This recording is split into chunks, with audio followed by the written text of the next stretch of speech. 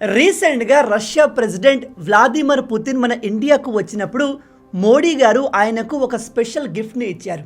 అదేంటో తెలుసా? రష్యన్ లాంగ్వేజ్లో ట్రాన్స్లేట్ చేయబడిన భగవద్గీత. దీని గురించి ప్రజలు ఎక్కువగా మాట్లాడలేదు. కానీ మోడీ గారు భగవద్గీతను పుతిన్కి ఇవ్వడం వెనుక ఒక అతిపెద్ద స్టోరీ ఉంది. బై ద వే, మోడీ గారు భగవద్గీతను ఇవ్వడంతో మన ఇండియాలోని అపోజిషన్ పార్టీలు, లెఫ్టిస్ట్ మైండ్ సెట్ కలిగిన వాళ్ళు ఏడవడం, నోటికి వచ్చినట్టుగా వాగడం మొదలుపెట్టారు. तुम्हारे पास चाय है तो चाय पिलाओगे, कॉफी है तो कॉफी पिलाओगे. उसका तो हिंदू राष्ट्र बनाना है ना. तो हिंदू राष्ट्र बनाने के लिए दुनिया को दिखाना है హిందుత్వ కి బునియాద్ క్యా హై. మోడీ భారత్ని హిందూ దేశం చేద్దాం అనుకుంటున్నాడా? ఇలా భగవద్గీతను ఇవ్వడం సెక్యులరిజంకి అగెన్స్ట్ అంటూ అర్థం లేని మాటలు మాట్లాడుతున్నారు.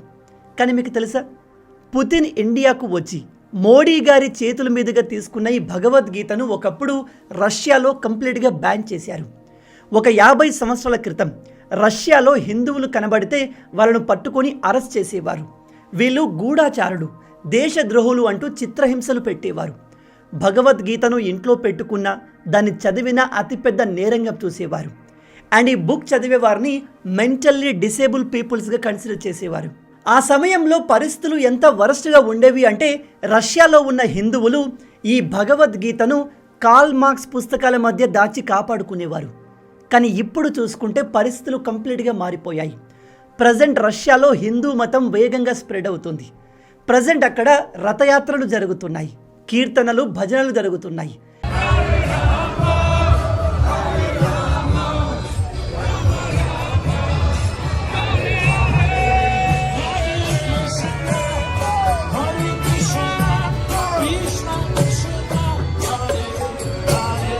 రష్యాలో సాధారణ ప్రజలే కాదు, పెద్ద పెద్ద సెలబ్రిటీస్ కూడా హిందూ మతాన్ని యాక్సెప్ట్ చేస్తున్నారు.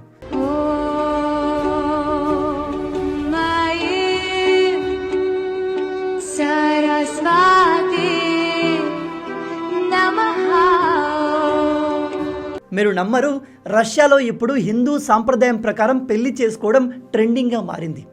ఇక యోగా గురించి స్పెషల్గా చెప్పాల్సిన అవసరం లేదు. ప్రజెంట్ రష్యాలో యోగా చాలా ఫేమస్ అయింది.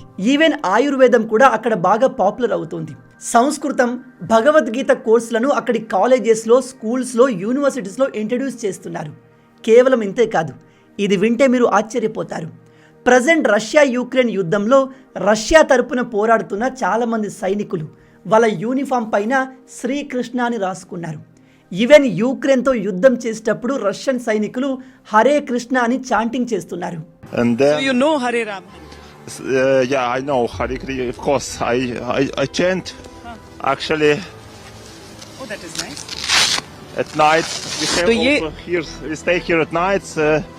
So at night there is more free time, no more cars, and so I chant Hare Krishna mantra.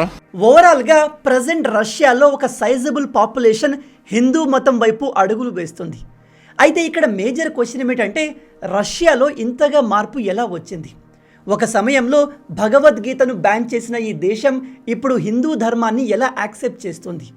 ఒకవేళ రష్యా కంప్లీట్గా హిందూ దేశంగా మారితే మన భారత్కి అది ఏ విధంగా బెనిఫిట్ అవుతుంది? ఈ విషయాల్ని ఈ వీడియోలో డీటెయిల్గా తెలుసుకుందాం. ప్రజెంట్ రష్యాలో ఎక్కువగా ప్రజలు ఫాలో అవుతున్న మతం క్రిస్టియానిటీ. కానీ మీరు రష్యా హిస్టరీని చూస్తే ఆ దేశంలో ముందు నుంచి ఆబ్రహామిక్ రిలీజియన్స్ లేవు. అంటే క్రిస్టియన్, ఇస్లాం మతాలు లేవు. రష్యాలోకి క్రిస్టియానిటీ మతం చాలా లేటుగా ఎంటర్ అయింది. సేమ్ మన భారత్ లాగే రష్యాలోని పూర్వీకులు ప్రకృతిని ప్రేమించేవారు. అగ్ని, వాయువు, నీరు, ఆకాశాన్ని పూజించేవారు. రష్యాలో అనేక రకాల కల్చర్స్ ఉండేవి.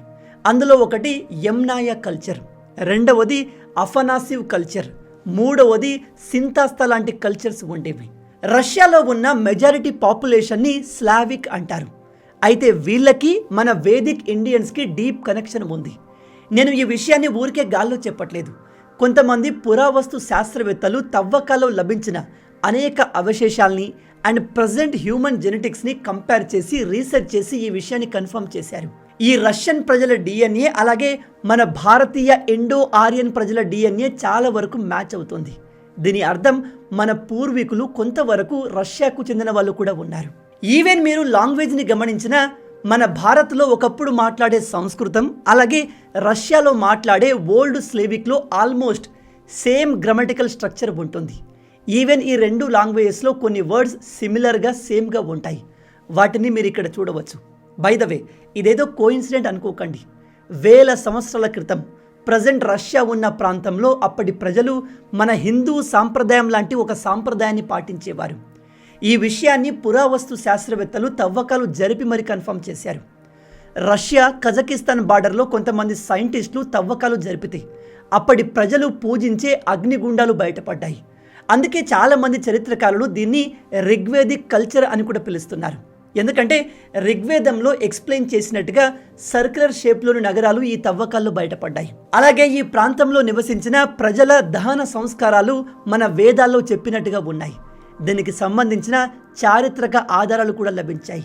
అందుకే రష్యాలోని చాలామంది పురావస్తు శాస్త్రవేత్తలు తవ్వకాల్లో బయటపడ్డ ఈ ప్రాంతాన్ని యురేషియా యొక్క ప్రోటో వేదిక్ టౌన్గా కన్సిడర్ చేశారు. ఎందుకంటే ఇక్కడి తవ్వకాల్లో అనేక కాపర్ టూల్స్, ఫైర్ టెంపుల్, హోమం చేసే అగ్నిగుండాలు లభించాయి. కొన్ని ప్రాంతాల్లో అయితే స్వస్తిక్ లాంటి సింబల్స్ కలిగిన వస్తువులు కూడా లభించాయి. రష్యా అండ్ మంగోలియా బార్డర్ ఏరియాలో ఒకసారి తవ్వకాలు జరిపితే వాళ్లకు 10వ శతాబ్దానికి చెందిన 6 అడుగుల విగ్రహం లభించింది. దాని శరీరం మనిషిలాగా ఉండి తల మాత్రం వైల్డ్ బోర్లా ఉంది. ఆబ్వియస్లీ ఇది క్లియర్గా శ్రీ మహావిష్ణువు యొక్క వారాహ అవతారమని క్లియర్గా తెలుస్తుంది. అలాగే అక్కడే కాళీమాతను పోలిన కొన్ని విగ్రహాలు కూడా దొరికాయి. రష్యాలో మన వేదాలకు సంబంధించిన విగ్రహాలు, వస్తువులు దొరకడం కోఇన్సిడెంట్ కాదు. ఎందుకంటే మీరు వాళ్ళ కల్చర్ని గమనించినా వాళ్ళ దేవతలు మన దేవతలు చాలా వరకు సిమిలర్గా ఉంటారు. ఉదాహరణకి బేరూన్ అక్కడ ఒక థండర్ గాడ్, మన హిందూ ధర్మంలో ఇంద్రుడిలాగా. అదే వేలీస్ అండర్ గ్రౌండ్ అండ్ క్యాటిల్కి సంబంధించిన దేవుడు. అలాగే ఈ దేవుడు డిస్ట్రక్షన్ అండ్ రీజనరేషన్కి సింబల్, మన శివుడిలాగా. స్వరోగ్ అగ్నికి సంబంధించిన దేవుడు, మన హిందూ ధర్మంలో అగ్నిదేవుడు ఉన్నాడు. మోకోష్ ఫర్టిలిటీ అండ్ ప్రాస్పరిటీకి సంబంధించిన మహిళా దేవత, మన హిందూ ధర్మంలో లక్ష్మి అండ్ పార్వతి లాగా. అండ్ వీళ్ళ ధర్మంలో ఉపయోగించే సింబల్ మన స్వాస్తిక్ సింబల్ లాగే ఉంటుంది. అండ్ వీళ్ళ పండగల్లో కూడా ఫైర్, ప్యూరిఫికేషన్, యాన్సెస్ట్రల్ వర్షిప్ లాంటివి ఉంటాయి. సేమ్ ఇవే మన హిందూ ధర్మంలో కూడా ఉంటాయి. మొత్తంగా జెనెటిక్, లింగ్విస్టిక్, ఆర్కియాలజికల్ సిమిలారిటీని చూసి మనం చాలా క్లియర్గా చెప్పవచ్చు ఒకప్పటి రష్యన్ కల్చర్కి ప్రజెంట్ మన దేశంలో ఉన్న హిందూ కల్చర్కి ఏదో రకంగా డైరెక్ట్ కనెక్షన్ ఉంది అని. నేను ఇక్కడ రష్యాలో ఫాలో అయ్యేదంతా హిందూ ధర్మమే అని చెప్పట్లేదు, కానీ సిమిలారిటీస్ 100% ఉన్నాయి అని చెప్తున్నాను. ఇలాంటి అద్భుతమైన కల్చర్ ఉన్న రష్యా ఏ విధంగా కంప్లీట్ వేరే మతంలోకి మారింది అంటే దీనికి సమాధానం రష్యా చరిత్రలో, ఆ దేశంలో జరిగిన జియో పాలిటిక్స్లో ఉంది. మీరు రష్యా మ్యాప్ని క్లియర్గా గమనిస్తే ఇది యూరప్, సెంట్రల్ ఆసియా, మిడిల్ ఈస్ట్ని కవర్ చేస్తుంది. ఇలా అన్ని ప్రాంతాలకు ఈ దేశం కనెక్ట్ అయి ఉండడంతో ఆ దేశంలోకి వచ్చిన రాజులు, ప్రజలు కొత్త కొత్త సాంప్రదాయాల్ని, మతాల్ని తీసుకువచ్చారు. 922వ సంవత్సరంలో వోల్గా బల్గర్స్ అనే రాజులు మొదటిసారిగా రష్యాలోకి ఇస్లాం మతాన్ని తీసుకువచ్చారు. యూరోపియన్ క్యాథలిక్ మిషనరీస్ ద్వారా క్రిస్టియానిటీ రష్యాలోకి ఎంటర్ అయింది. కానీ రష్యా మొత్తంలో క్రిస్టియానిటీ వేగంగా స్ప్రెడ్ అవ్వడానికి మేజర్ కారణం 1988లో రష్యాకు రూలర్గా మారిన ప్రిన్స్ వ్లాదిమిర్. రష్యాలో ఒకప్పుడు ఎక్కువగా స్లేవిక్ పేగనిజం మతం ఉండేది. ఇది మనం ఇందాక డిస్కస్ చేసినట్టుగా ఆల్మోస్ట్ మన హిందూ ధర్మాన్ని పోలి ఉంటుంది. ఈ ప్రిన్స్ వ్లాదిమిర్ కూడా ఈ మతానికి చెందినవాడే. ఇన్ఫ్యాక్ట్ ఇతను వాళ్ళ అగ్నిదేవుడికి ఒక అతిపెద్ద దేవాలయాన్ని కూడా కట్టించాడు. కానీ ఇతను ఎక్కువ కాలం అధికారంలో ఉండాలి, ఆ ప్రాంతాన్ని కంట్రోల్ చేయాలి అంటే తన చుట్టూ ఉన్న ఒక పెద్ద దేశం, సామ్రాజ్యం సపోర్ట్ కావాలి. అందుకని ఇతని దగ్గర 2 ఆప్షన్స్ ఉన్నాయి. ఒకటి, రష్యా కింద ఉన్న మిడిల్ ఈస్ట్ దేశాలతో చేతులు కలపడం. కానీ మిడిల్ ఈస్ట్ దేశాల్లో ఇస్లాం స్ప్రెడ్ అయి ఉంది. ఇస్లాంలో ఆల్కహాల్ తాగడం కంప్లీట్గా బ్యాన్. కానీ రష్యన్ ప్రజలు మద్యం ప్రియులు అండ్ పోర్క్ని ఎక్కువగా తింటారు. కాబట్టి ఇస్లాం మతం ఇతనికి పనికిరాదు. అందుకని ఇతను వెస్టర్న్ దేశాల సైడ్ అంటే యూరప్ దేశాల్లో స్ప్రెడ్ అయి ఉన్న క్రిస్టియన్ కింగ్స్తో చేతులు కలిపాడు. వాళ్ళతో కలిసి వాళ్ళ మతాన్ని యాక్సెప్ట్ చేశాడు. ఆ తర్వాత ఈ ప్రిన్స్ వ్లాదిమిర్ క్రిస్టియానిటీని రష్యాలో అధికార మతంగా ప్రకటించాడు. దాంతో ప్రజలకు వేరే ఆప్షన్ లేక అందరూ ఈ మతంలోకి కన్వర్ట్ అయ్యారు.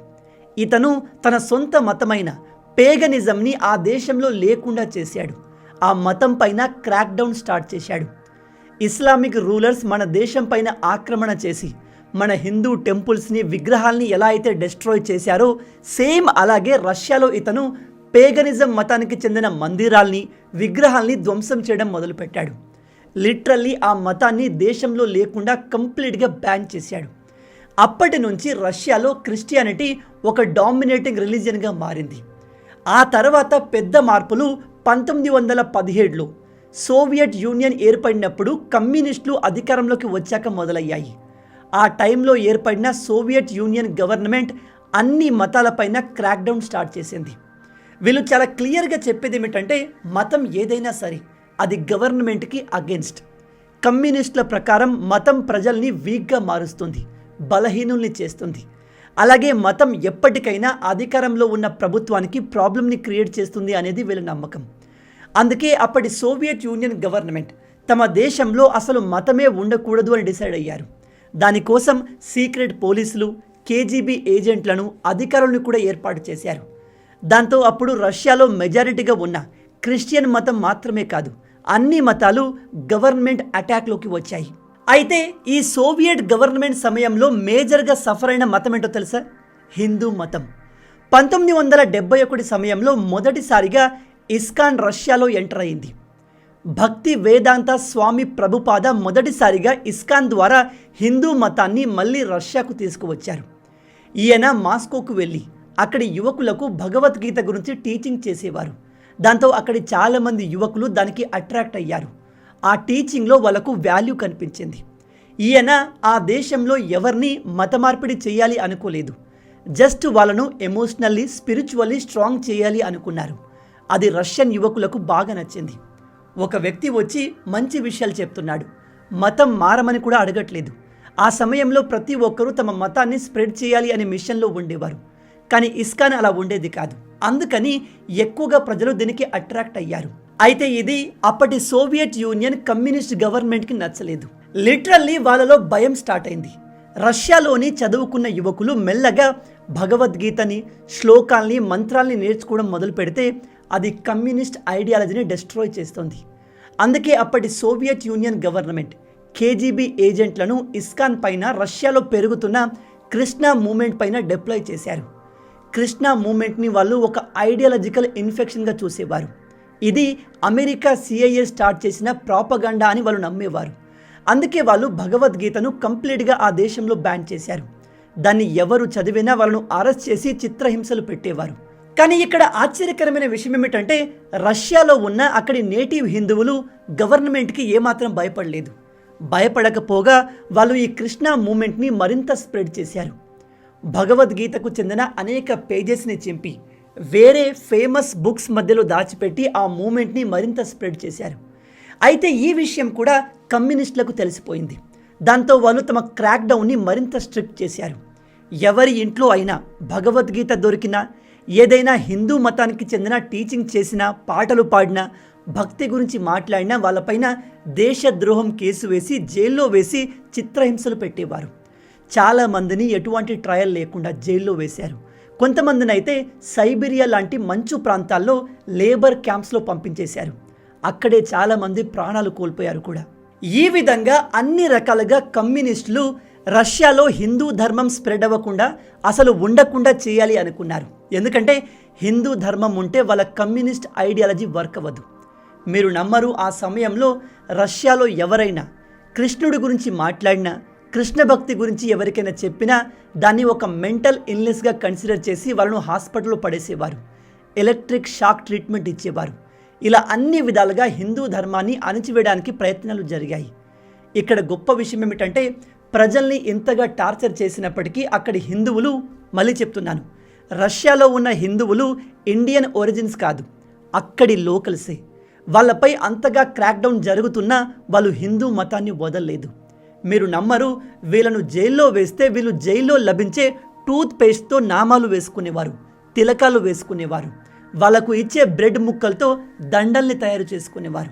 అండ్ రాత్రి పూట దుప్పట్లో దూరి సీక్రెట్గా భగవద్గీత గురించి మాట్లాడుకునేవారు, శ్లోకాలు, మంత్రాలు పలికేవారు.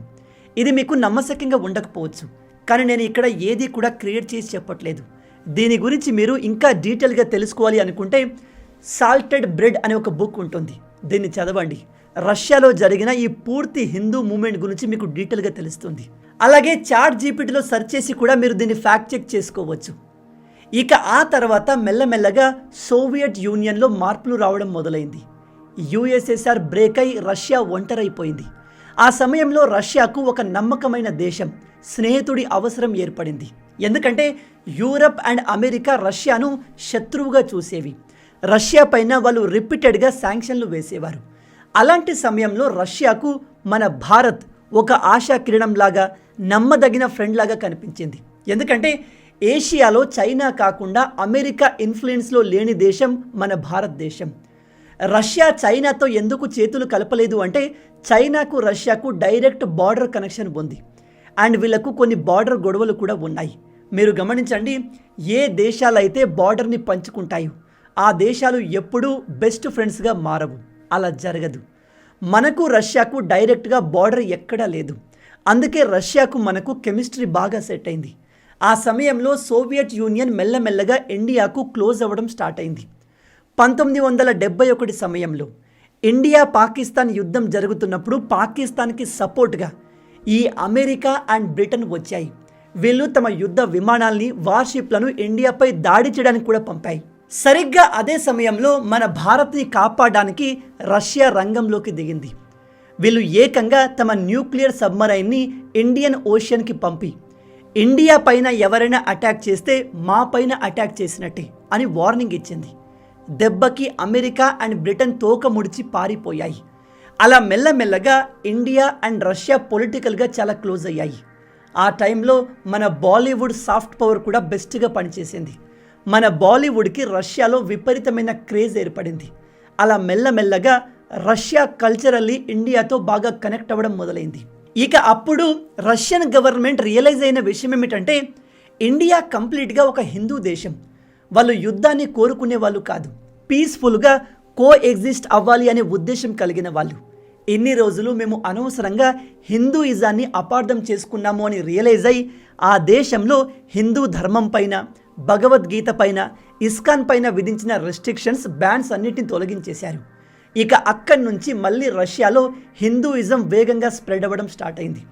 1990 తర్వాత ఇస్కాన్ రష్యాలో బాగా పాపులర్ అయింది. తాగుడుకు బానిసైన వాళ్ళు, ఒంటరి వాళ్ళు, ఆర్థిక ఇబ్బందులు ఫేస్ చేస్తున్న వాళ్ళందరికీ ఇస్కాన్ ఒక మంచి ప్లాట్ఫామ్ క్రియేట్ చేసింది.